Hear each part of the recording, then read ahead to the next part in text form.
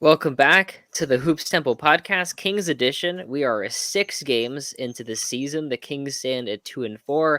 They just dropped 2 miserable losses to Houston, including yesterday, at least in terms of when this is being recorded.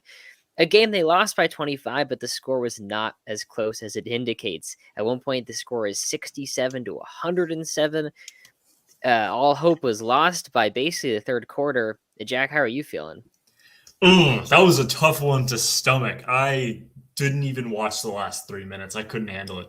It was a hard watch. Both games. That's funny you missed the last 3 minutes because that was probably our best basketball. No. Was the garbage time points. Keon Ellis led the team in scoring with 15 points. That tells you something when your garbage time players are leading your team in scoring. But I want to touch on the positive because we were at one point a pretty good team, and that was when De'Aaron Fox was healthy. That's when he was playing well. And honestly, this stretch kind of tells you that Fox has been a top 15 player in the entire league. I mean, undoubtedly, the 3 games before his injury, we're looking at 31 points a game, 4 rebounds, 6 assists, great efficiency by De'Aaron Fox standards. His value to this team has never been higher. In terms of value to their respective NBA franchise, De'Aaron might be like top 5 in the league because this team is so bad without him. I started looking up like, geez, like are the prospects good this year? We're talking about whether we had our draft pick. De'Aaron is so good. That is a really low point because I didn't check Tankathon at all last year, except for like strength of schedule. I was looking at it last night. I was checking like, man, the 5th best odds. Like, Uh, I guess we'll I take was starting that. to talk myself into like Matis Bazilis as like, ooh, he could be good. maybe. It's not looking good for like the Sabonis agenda, but on Fox, you mentioned the 30 points. He was carrying like crazy. And honestly, like maybe the difference between us getting blown out and us being right there in that game, even win that game, is someone like Fox.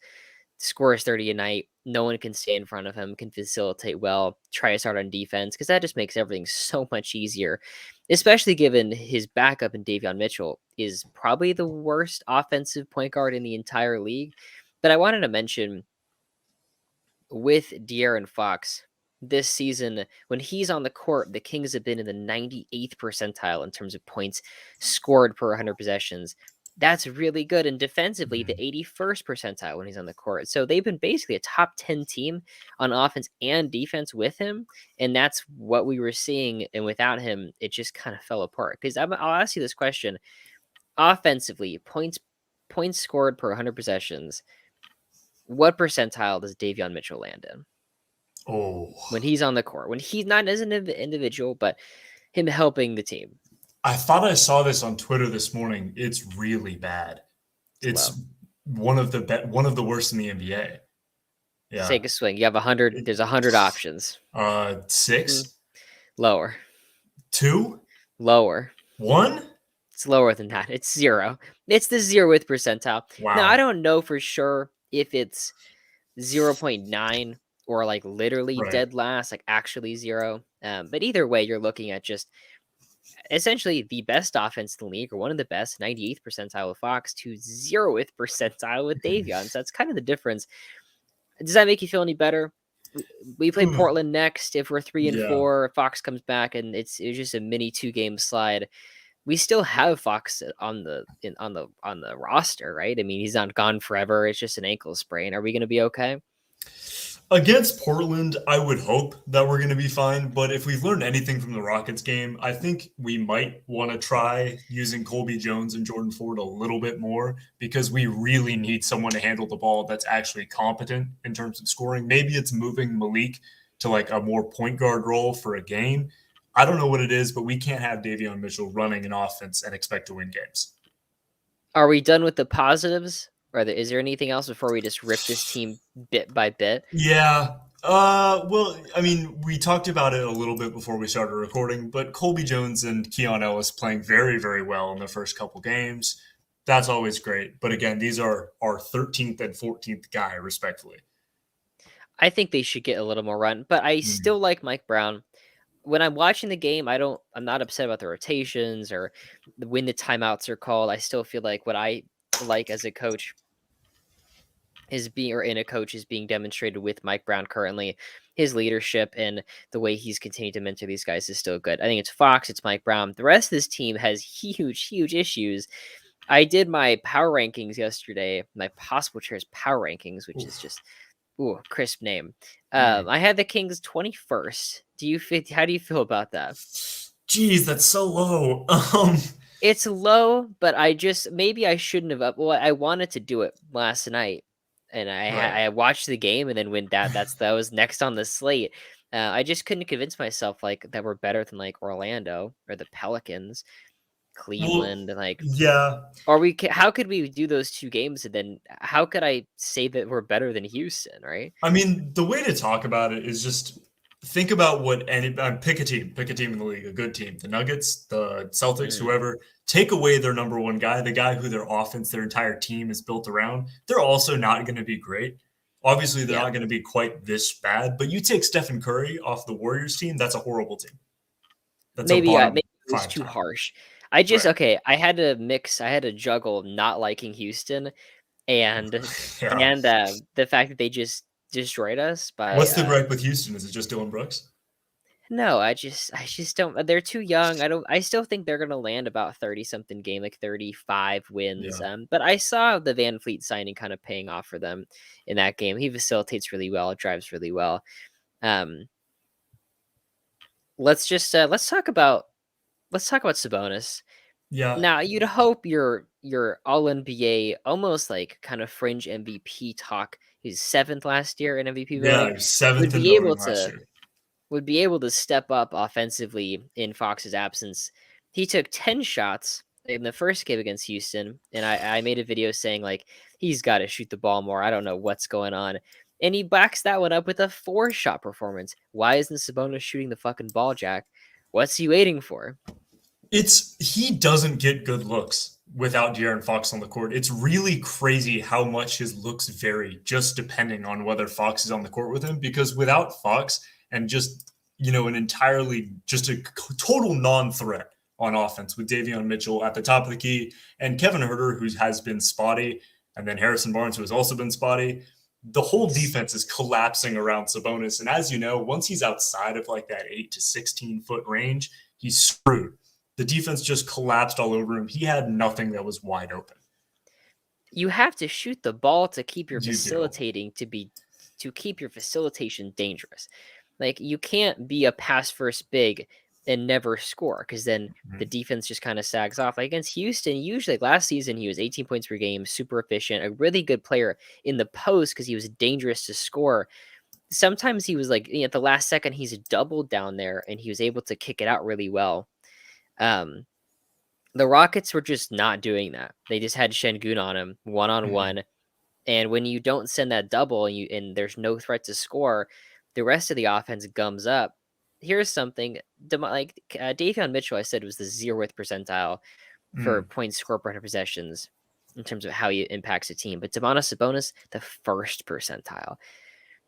He's right there with him. Like and the defensive number has actually been pretty good. And I actually think he has been kind of good on defense this year. He 66th has. That's the percentile. worst part about all of these slow starts is that Sabonis and Herter have looked fucking great on defense this whole time. Like I've been sitting there watching Kevin Herter play defense, better defense he's ever played in his career, but just can't shoot. What? Is that the sacrifice we have to make in order to get you to play wing defense? Is for you to just never score?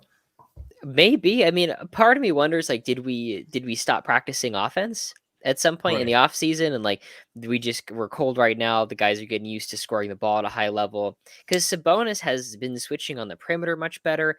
His rim protection numbers are good. The eye Mhm. test is passed, and like I don't think he is like never going to win a title with Sabonis at center because of his defense anymore. And that really came from like the Warriors series first round where I figured he would just get pick and roll to death, and he really Right. didn't. He really didn't, and he carried that into this opening of the season.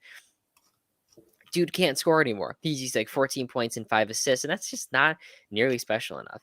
Yeah, it's not even close to enough. And you're playing him for most of the game. He is the hub of your offense. He can be fine on defense. He can improve on defense all he wants, but his issues are still going to remain if his scoring output is still like a fifth option. You can't have a guy who's going to play 40 minutes a game, be the hub of the offense, and score 8 points. You're never going to get anywhere with that. You really can't. But it's just such a good point about Fox being out and how that would affect any other team if they were missing their best player. And maybe we shouldn't be so harsh because I I mean, you just can look at the really, Grizzlies right now.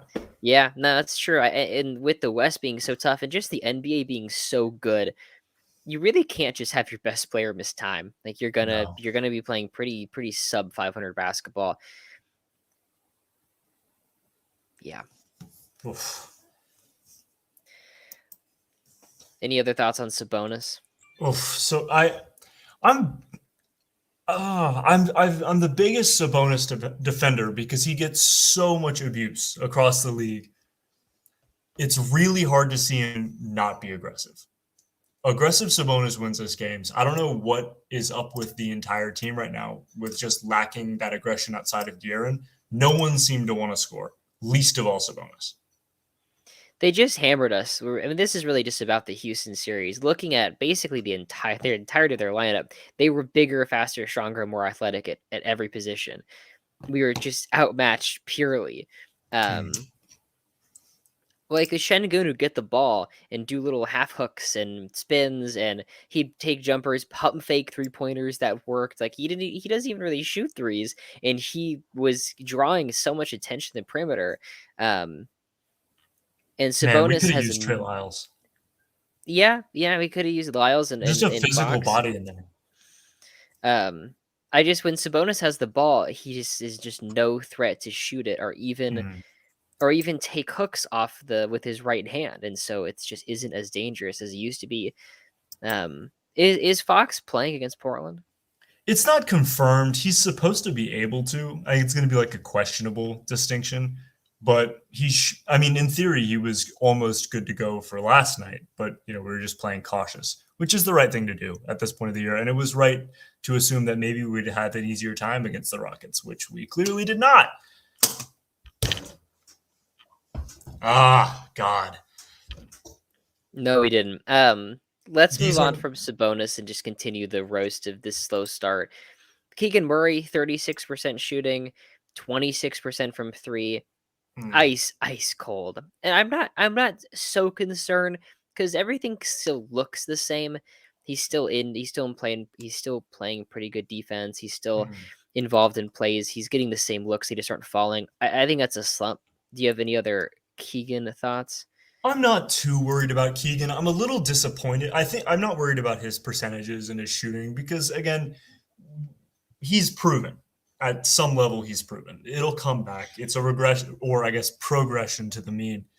But what I am worried about with him is I don't see the aggression and the desire to be the number one option that we saw in summer and in preseason. There was an aggressive Keegan Murray that we saw all offseason, dropping 40 points in games, being the main ball handler. We just haven't seen that in a regular season game so far.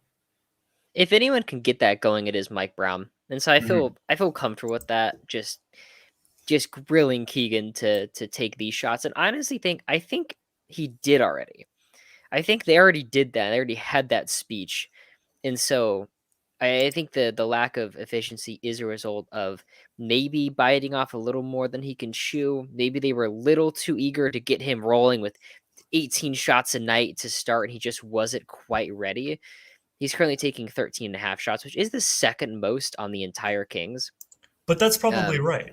Like he probably should be getting the second most shots. I think so. I think he's just getting used to that. He's getting used to that. We mentioned Herter shooting just a blistering 24% from three, 32% from the field, and 60% from the line. But his defense all of a sudden is like, okay, it's pretty like after being it's horrible better than okay. He's year. actually just a very solid point of attack defender, which is awesome if he could shoot. Like, if only Kevin Herter could shoot, dude. I can't believe that right now that's the part of Kevin Herter's game I'm questioning. It's insane. I don't understand why we go through waves of this where you can either play offense or you can either play defense. And honestly, I could give less than a crap if we are the worst defensive team in the NBA. Because that's not why this team won't win based on good defense. We just don't have the personnel to do it.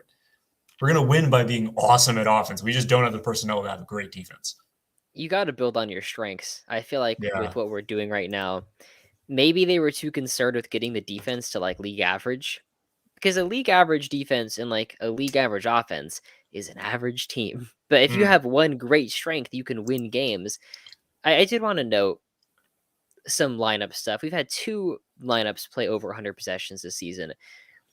De'Aaron Fox, Herter, Keegan Murray, Harrison Barnes, Sabonis, and then the same lineup except for flip Fox with Mitchell.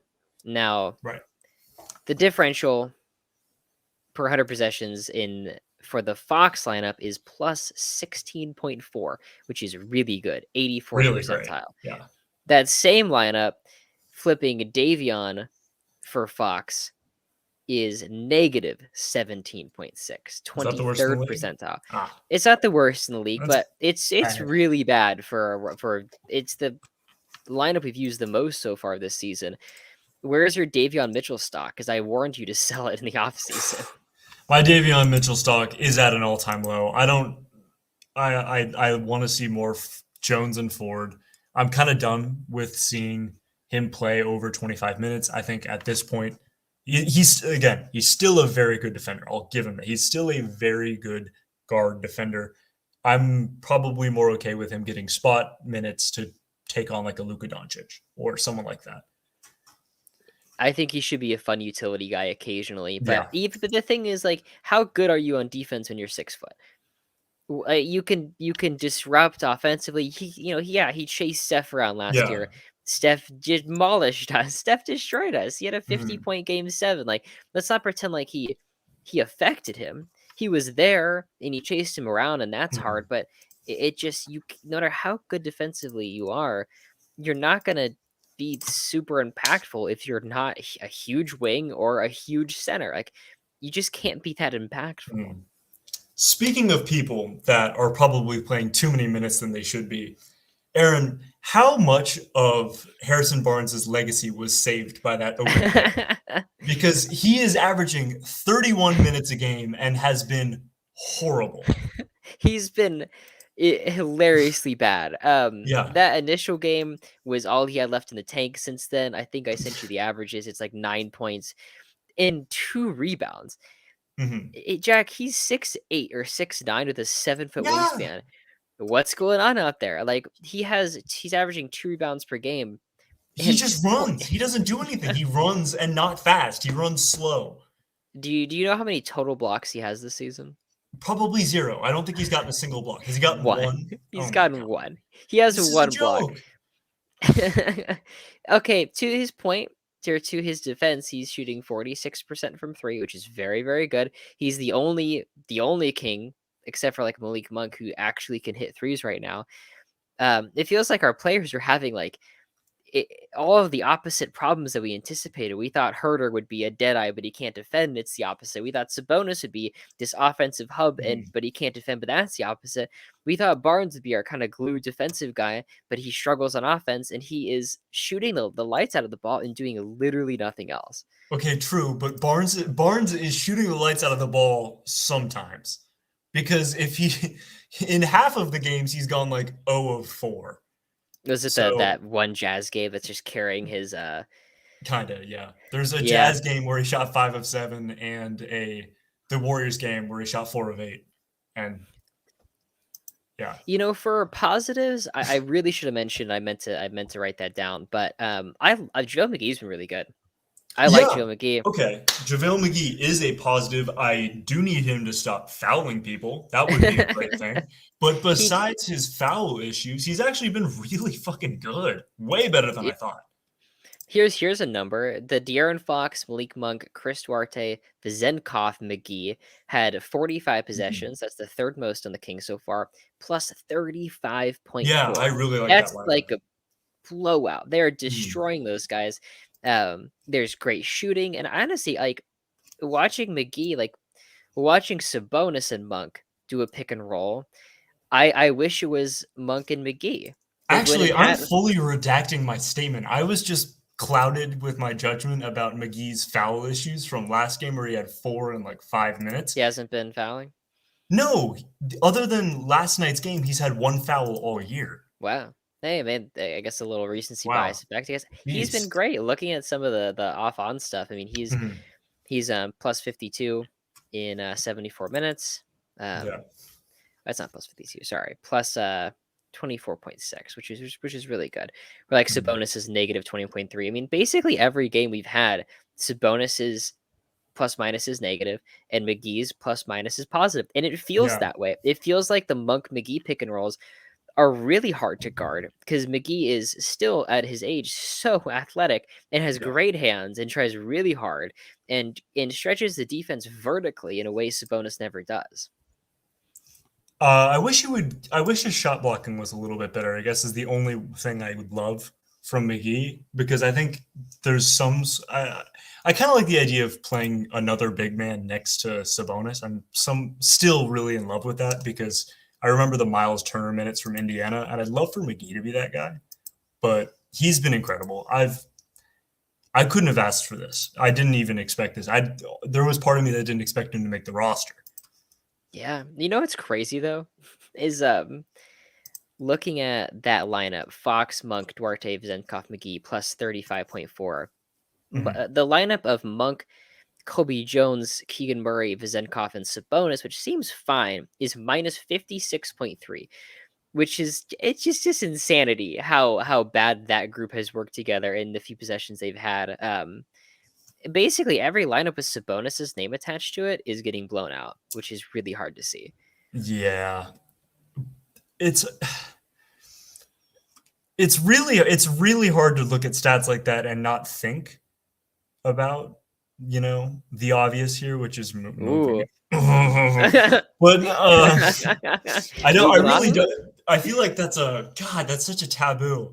Wouldn't that be the best day of our lives, Jack? Because we can stop defending him. We were free. Like the Halliburton trade sucked. It was Oh man, stupid. I'd have never liked him. He fouls too much, and he can't just a shoot. complete 180 on all the last year of social media activity.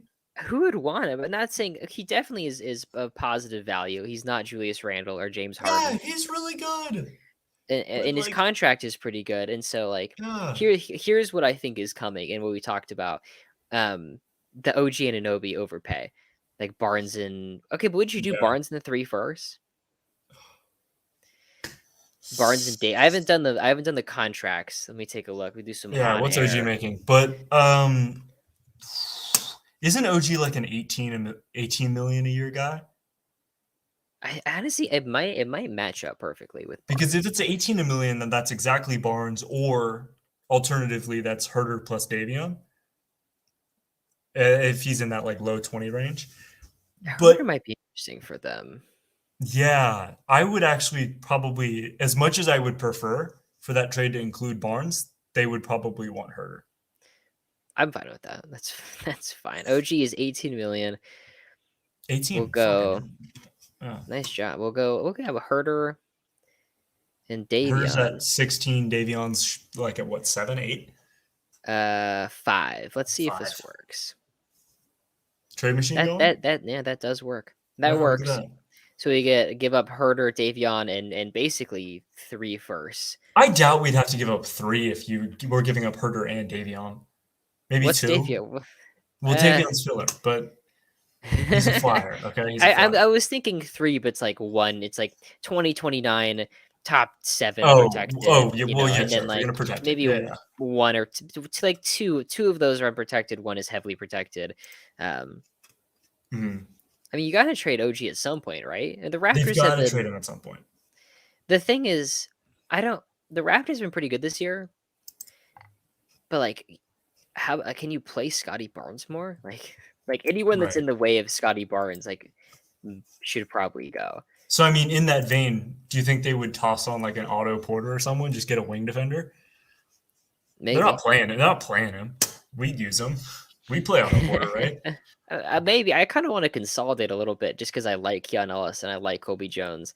Yeah. Um, I hear you on that, I guess. I do love Colby. I'm probably not quite as sold on Keon and just because I haven't OG's watched him on-off enough. numbers are crazy. Yeah. Like they're But just when he's playing, the Raptors are destroying people. Maybe they're not even interested. But at the same time, like if you're Toronto, you have Scotty Barnes, you're not winning the title this year. Why not take three Sacramento Kings first? We're both Kings fans. That's yeah, like that the would most valuable thing on earth. right. There's no other team you'd want first round picks from.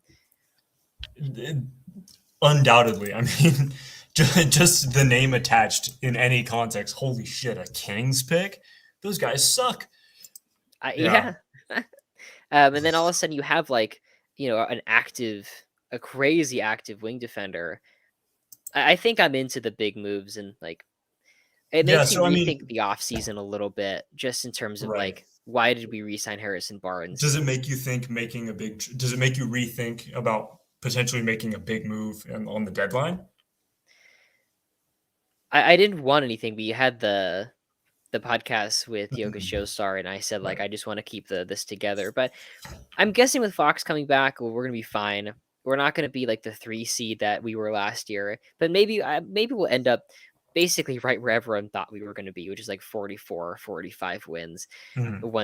once Fox returns and we finish the season out. Because you freak out in the early season. It's a really long season. We're It gonna be doing is. this for another 4 months. Um, It is, and part of me isn't so panicked because we started 0-4 last year. You know, yeah, it we was looked much worse. worse last We year. looked much worse than this to start the year last year. Well, we had no idea who you were. At least we're Mhm. like kind of come to this identity where it's 2-3, right? 2-4. Through 2-4. Yeah, 2-4. 2-4. We can fix that. Although I want to mention on the Jokic Showstar podcast, State of the League, Mhm. um, you mentioned a Bulls fire sale, and Oh that yeah, looks like that's gonna happen. the Although Bulls it's fire sale is yeah, 100% going to happen, and there's a lot of pieces on that team that I'd love to have in yeah, Sacramento. Caruso is probably my number one. Patrick Williams, Pat, really? He's you don't want good. him? He's good, but they're gonna want a lot for him. He's He's not starting. They benched him oh, for I yeah, no, like no, I understand that he's not that, but they think he's that because there's they're big fans for that. if there's one front office to hold on to a aging, expensive, not good core, it's the Bulls front office. They're Mhm. about 3 years late on everything. But I was talking to some friends of mine. I mentioned like, hey, like I don't know if the Bulls have to blow it up to tank. Like they might just be bad enough as is. Like Mhm. they don't have to sell. They could just be bad. Um, Yeah, but I and the Vooch trade, I'm sure DeMar is gonna want out. I mean, Levine's right. unhappy, but who wants those guys? Like their role players are much more interesting. Javon Carter, if you, Javon Carter, I don't Carter know and if he's Caruso. tradable. Well, no, He doesn't fit a timeline. He's he older. was a free agent though. Can we even sign him? Like, or can he be traded? Like, By the deadline, it'll be 60 days, okay, gotcha. so it'll be fine. But the is does Levine intrigue you at all and just go all in on offense? Whoa, there's a timeline of this Where he was already on the years. Kings. Yeah. Yeah, we're all that time ago, and we offered him all that money after the ACL surgery, and people like bashed on us, and then the Mhm. Bulls signed him. And I remember all like the comments of that post were like, "Bulls are saving the Kings from themselves." Like, thank God the Bulls stepped in, and Yeah. Levine ended up being pretty good. Um, what are we offering for Zach Levine? He's Is that? what's Zach Levine's trade value like though? Because like, Let me see what like other people are cooking up in the trade machine. Although I've noticed those are pretty bad. Like well, usually, yeah, the general public trade machine is you're really looking for good takes here. it's got to be picks. Zach Levine this year is averaging 22 points a game with 2 assists, 4 rebounds on 41 from the field, 32 from three. That's not great, but last year and for the last 4 seasons prior, he's been an above 38% shooter from three, an above 45% shooter from the field, above 20 points a game every year. He's a great scorer. He just doesn't Yeah, offer a lot else. trying to find I don't think anyone has a Kings, and no one else had made a Kings Bulls pick. But I mean, these are like disgusting 5-teamers. I'm like, what? Yeah, it I did. also love that all the trades, because it's like a forum on the Fanspo trade machine. They're all just downvoted. They're all in the negatives. Like no one likes Right. them. The other um, issue with Levine and why I will never be able to convince myself that he'll be good for this team is he low key has maybe one of the worst contracts in the league. I just don't see the fit for us. Like, He's I mean, making $50 million until whoa. 2027. Did you know that? No, all right, never mind. Yeah, Let's back out of that. Okay? With that being said, is Levine going to get traded at all? probably Does not. Probably That's a not. Then huge deal. that's a No one huge can afford contract. that, and no one can afford that at all. The last year of his deal is a player option at $48 million. Good God. He's gonna walk into that. Mhm. I wanted to submit my official, not my official, request for Keon Ellis or Kobe Jones to play over Davion Mitchell. I'm sure they will. I'm sure You they think will. so? I really I would hope hope we so. react to play as poor as it's been. Like, as much as I want stability, like stability is in-house stuff.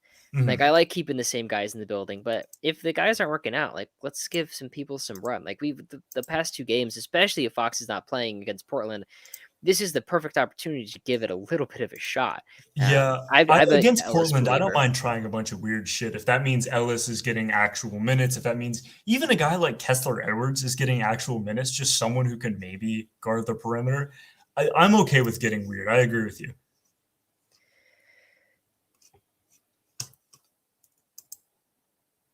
Bless you, Thank you. of course. We also, I don't know if you are too tapped into the Stockton Kings, but Jalen Noel is on our Stockton team, and he looks great.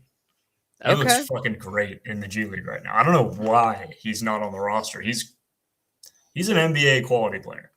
that's good. We had talked Yeah, about him we did. prior. We kind of decided he wasn't going to make the cut, but give it some time. But that's good to know we have that back there. Mhm. How has There's 2 players I want to touch on, 2 new guys for us. How's the Chris Duarte experience been for you? What do you like? What do you don't like? I don't think he's played enough. I want to. I think I've seen some good things. I think he's a very capable perimeter defender. He looks probably like one of the better ones we have. He's only playing like 17 minutes a game and he's barely shooting. He's averaging like a couple shots a game.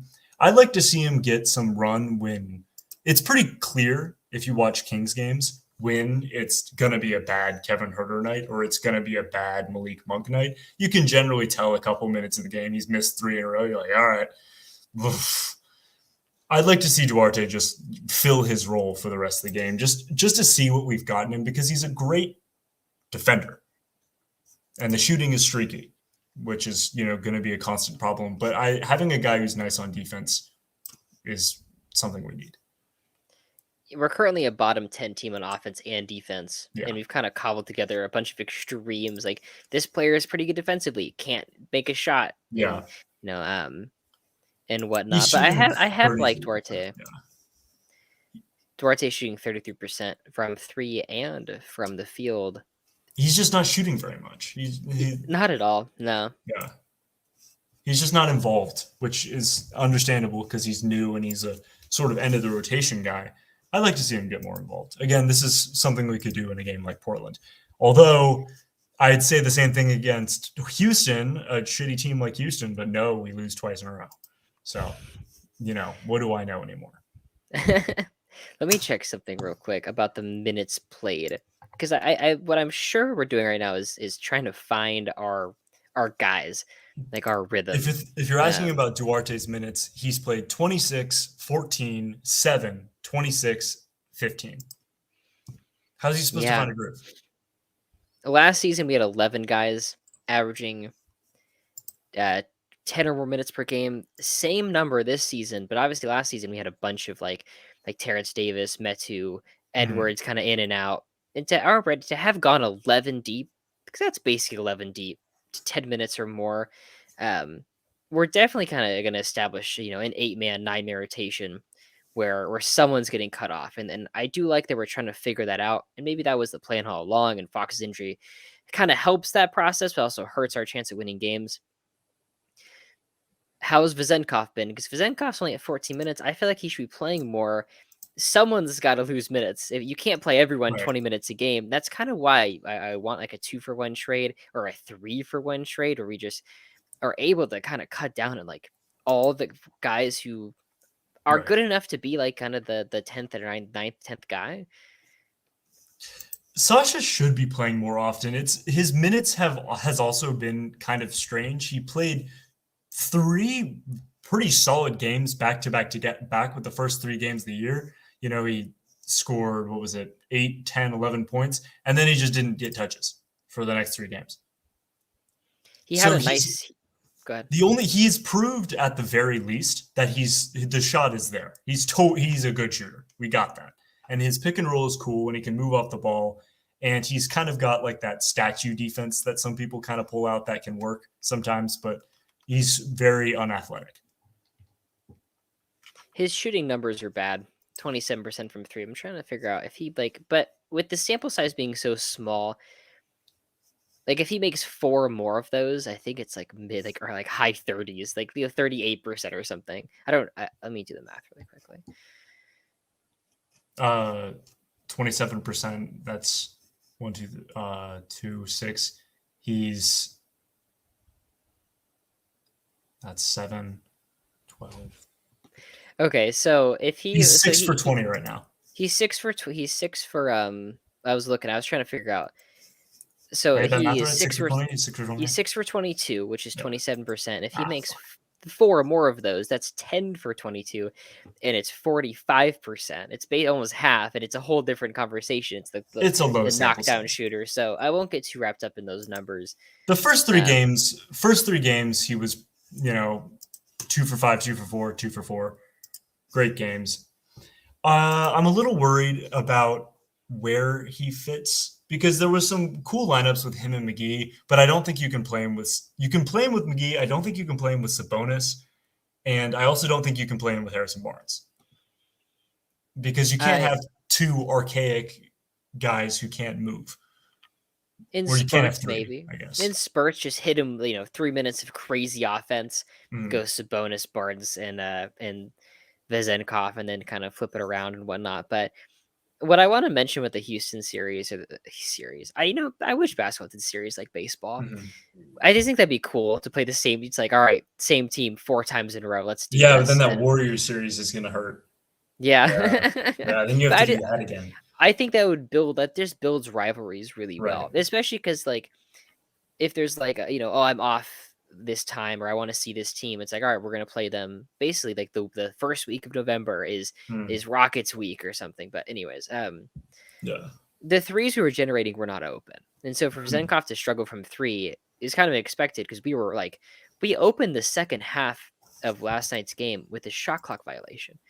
Like that's where we were at in terms of generating good offense. Like Sabonis basically would have it at the end, kind of flip it out to some poor guy, some poor bastard to take some heave at the shot clock. Just had some deja vu about our Rajon Rondo conversation, but it's not just a Vezenkov thing. The whole team is shooting like crap. Outside of Malik Monk, Barnes, and I guess Jordan Ford and Keon Ellis, no one is shooting above 40% from 3. Last year, I think we had 5, 6 guys shoot over 40.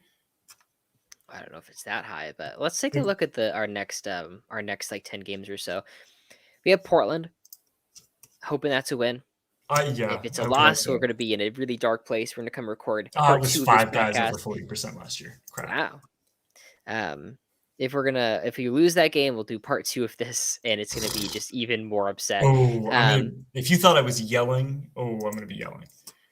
Then OKC in an in-season tournament game, our first of the year. Then against the Cavs, that's a home stretch, 3-game home stretch. Then we go on the road for 6 games. Those games against the Lakers, against the Spurs, Mavericks, back-to-back against the Pelicans, and the Timberwolves. Those are some pretty good teams. Gotta admit, that's a scary stretch. I'm guessing there's no way we head on that road trip without Fox, though. So we'll be back to it. I'm gonna say we'll start that road trip at. I mean, it's gonna be 3-6 or 4-5, which is fine. Like that's fine, and then try to go. Aaron, 1 second. Sorry, my screen is not working. What do you mean?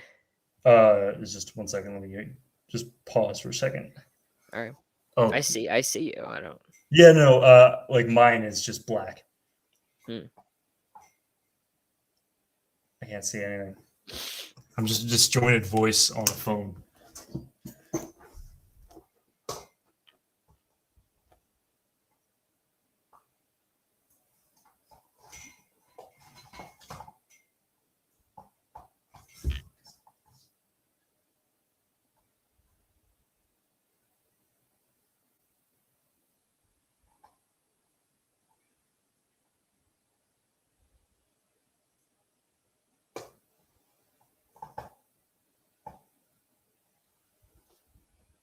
Okay. I think I've got it. There we go. Here? Oh, we're good. I don't know what's up with that. Anyway. Break. We're back in action. I'm not sure what I was talking about the so hopefully by November 24th we are at least 500. But I have to mention November 13th against the Cavs. If this is up by then, me and you are going to be there. Yeah, we are. That's true. That is going to be fun. It's going to be the first game I've gone to this year. I haven't gone to a home game this year. I haven't either. Went to the game against the Warriors. Ooh, you had it. That's right. You had to do that in Golden State. Yeah, I've done it twice now. It's 3 times now. I've been in the Evil House watching the Kings play, and it sucks. I hate going there. It's the worst. Not that the arena is like unpleasant. No, it's gorgeous. The arena is gorgeous and it's beautiful. Oh, they don't like us over here. They don't like us over here. I imagine. It's the crowd here is great. I can't wait for that. And the seats are good. The seats are good. We better light that fucking beam. I haven't seen that shit get lit this season. I haven't seen it. I haven't. Because we haven't won at home, right? Did we won against Houston? No, we beat the Lakers. Oh, fucking LA. We beat the Lakers. They made it like they made it bigger. Right. It's like brighter. Do we have any more Kings focus talk before we go? How much do you care about the in-season tournament for the Kings? I think it's cool. I'm glad we're trying new stuff, and I like the courts. I like our court. Some courts could use some work, but the Miami Heat. Yeah, there are some that are maybe a little too bright, but they need to work on the jersey contrast, because like the Bulls are playing dark red on dark jerseys. I can't see what's going on. Right. Fine tune that a little bit. I like that it's colorful, but the biggest thing is like to get the in-season tournament to stick. It can't just be the name. It can't just be like, hey, this is a tournament game. Like, okay, all right, like if you say so. I like that it's obvious. I like that it's obvious. That's like, whoa, like this is an in-season tournament game. Like I think I'm. See, the thing is, we have 4 of those, and so like Golden State, like November 28th, like when we turn that on, or if we go to that game or something, and it's the court is way different. You're like, oh yeah, in-season tournament. There's like the trophy in the middle. It's a great way to market this new thing to get the casual fan to understand, because all of those people that go to these games probably aren't plugged into like what Woj is up to and like what he's tweeting about, and so they'll sit down and be like, oh, like it's an in-season tournament. I'm sure like the PA announcer says something. It's a great way to make this thing stick. Right. So the thing is, we're essentially taking this idea from European soccer, where they have these sort of in-season tournaments all the time, except for the thing that makes those cool and makes those special and makes teams want to win them is they just like completely separate it from the rest of the regular season. It's the 1 week you're like, okay, guess what? Wednesday nights, nothing else is going on. It's just the tournament. Or this week, we're just playing this tournament. And it makes it more, I don't know, it makes it more real. If instead of doing them sporadically dropped into the season, it was just like, hey, the week of December 2nd to December 10th, all those games are midseason tournament, and we actually get to see some progression in the groups. Like, oh shit, they just eliminated someone as opposed to it being stretched out over a long season, where I don't think we'll care as much. Like, if at some point in like I don't know, mid November, we're like, oh, the Timberwolves just got eliminated from the tournament. Cool. We won't see anything that matters there until January. It'd be really tough schedule wise, but I do like it. I Yeah. don't mind like fucking with the schedule a bit. I personally think we should play like less, or we play more division games and maybe play more tournament group games or something. I wish the NBA had rivalries, because I mean, what's a rivalry right now? Golden State and Kings. I feel like that's Yeah, is yeah, actually getting to the point where it's an actual rivalry. People are like, hey, sit down, shut up, Warriors Kings. yeah. That's a good. Boston I Miami. think we think about them more than they think about us. You You know? say that, but then they start Really? chanting like very specific King stuff at the Okay. stadium, and I'm like, you Maybe, guys are yeah. fucking paying attention over here. You You guys know, are watching us here. I remember my dad said that exact thing to me when we went to a Kings Lakers game, and like Kobe was Mm, there, like Pau Gasol and stuff, mm. and we were just booing the crap out of him, and I was like, "Why are we booing them?" He's like, "Well, it's a rivalry," and he goes, I think we think more about them than they Right. think about us." And I was like, "Yeah." And then of course, we got whooped. It's Kobe and Pau Gasol, and they crushed us. But that would have been an hour ago. The Warriors don't get taken to 7 a lot. Yeah, that's true. That's right. Yeah, Boston Heat is a good one. It's mostly Boston Heat. the Eastern Conference has some good ones. Well, I just wish because they there's no good teams. There's like 4 good teams. So all the meaningful playoff games happen between Boston, Philly, and Milwaukee for the last like 6 years. Anything I meaningful that's happened in the East. Well, the Heat too, I guess. I wish they leaned more into that though, and it's just like 6 games a year. It's like 6 regular season games. Yeah. Like those Eastern Conference teams play each other a ton. Like I would be into that just for rivalry's sake. I mean, we're in the toughest division in the league Without a currently. doubt. I mean, Lakers, Clippers, Suns. The Clippers are a top 5 team in the league right now. Suns and Lakers have a case for like 10th ish. And who's the other team? And the Warriors. And the The Warriors. Warriors. And Oh it's my like, goodness. what's going on? Like, Yeah. we play one of those juggernauts every other day. All Which right. sucks. I can't stand it. It's that one stretch we played of 15 out of like 20 games were against the Warriors. I was so through with it. 13-17. Yeah. 13 That to was 17. it's Good that God. just it was like you couldn't escape those Ridiculous guys. stat. Okay. Any other final King stuff? Where's I your just panic meter at? like a 3.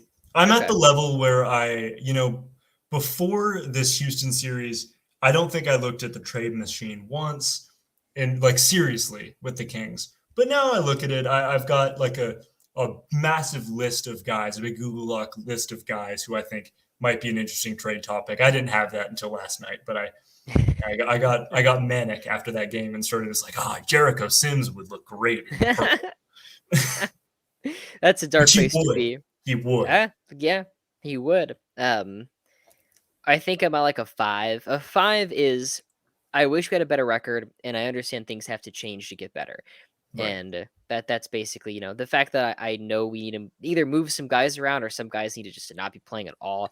We need to find a rotation, figure this out, because Mhm. the Western Conference is so good that you have to be perfect basically to get Right. that to get a top 6 seed is going to be some of the best teams in the league. But that's it. 48 minutes in. I guess, well, there's one thing I wanted to do. See, just get your idea on it. If you had to Mhm. predict our 9-man rotation in 2024, so Okay. January, try and pick the 9. All I right. Let me think we're see. gonna have different answers here, but pick 9, not 10. Make Okay. it a little 9, harder. not 10. I'm gonna go Fox, Yep. Sabonis, Yep. Keegan, Yep. Monk. Fox, Sabonis, Keegan, Monk. Yep. Totally Um, easy. Barnes, Barnes. Herder. That's 6. Yep. McGee, I'm still with you. I'm still with you. Vizenkov, I'm still with you. We got one more name. and Duarte. Duarte. Right? I think that's Right. about right. That basically just cuts out What about Trey Kobe Lyles? Jones. Oh, yeah. Oh, because he hasn't played this year. Yeah, and I totally blanked on him. I'm just looking at who's played so far.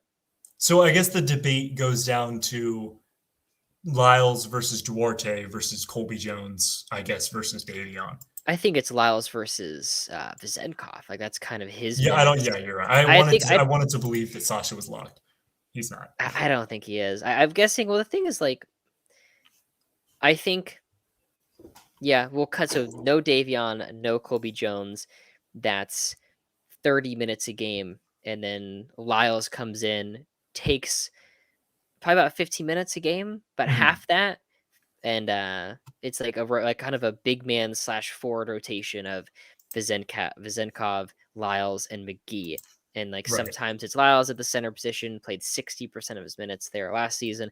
Sometimes he's at the forward spot because he can space the floor like that. So that's a good exercise. I think I'd go.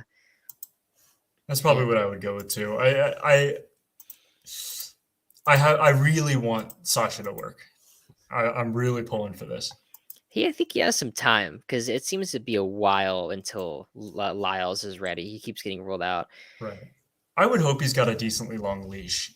He's got some potential. We also made a trade for a guy. Oh yeah, we did. He's already in Stockton though. We already sent him to Stockton. He was on the team for a day. Philip Petrusev. He's actually kind of good. If you watch some film, you'd be pretty impressed. I had a sort of mock lineup that I thought would be funny because Petrusev is a 6'11" center who has actually played minutes at the one. So I had this hilarious idea for a lineup that was like Petrusev, Trey Lyles, Sabonis, Vizenkov, Len, and just like everyone is above 6'11", just to see what the fuck would happen.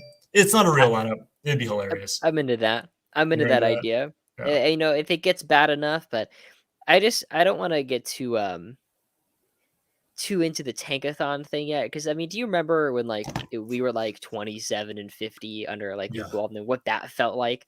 Bad. Just dropping games like crazy, like just hopeless. Although it was a little bit different because we hadn't made the playoffs yet, and we were still trying to figure that out. So the atmosphere would be a little bit different, but I won't pretend like that would be a sad existence rooting for bad Kings basketball again. But maybe that's just our natural place in the world, Jack. Maybe that's just how things are meant to be.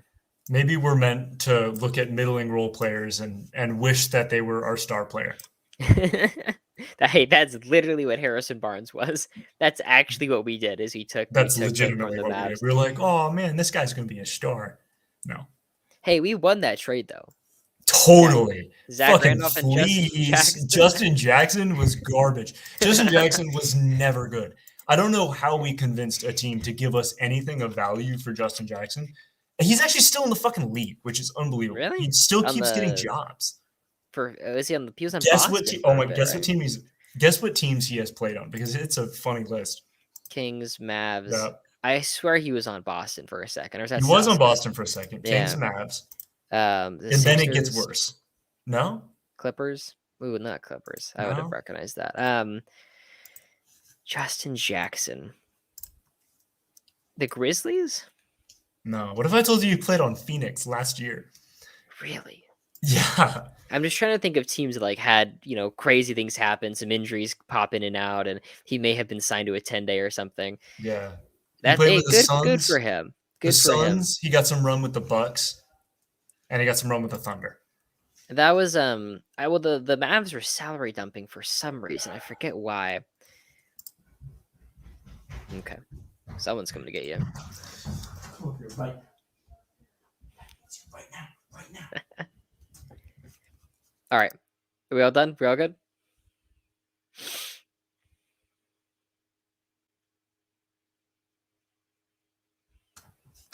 I'm sorry about that. That's fine. I have interruptions all the time. I'm gonna sign us off. You ready? Yeah, please. All right. That's all from us. Jack, where can the people find you? You can find me on TikTok, Jack the Kings fan, and on Twitter, JackDanKF. Anywhere else? That's it. I'm easy to find. It's just my name. Super easy to find. You can find me at Possible Chairs on TikTok. This podcast all the time in November 13th in Sacramento. Meet and greet. That's with Jack Dan himself watching the Cavs hopefully lose to our Kings. Thanks for listening.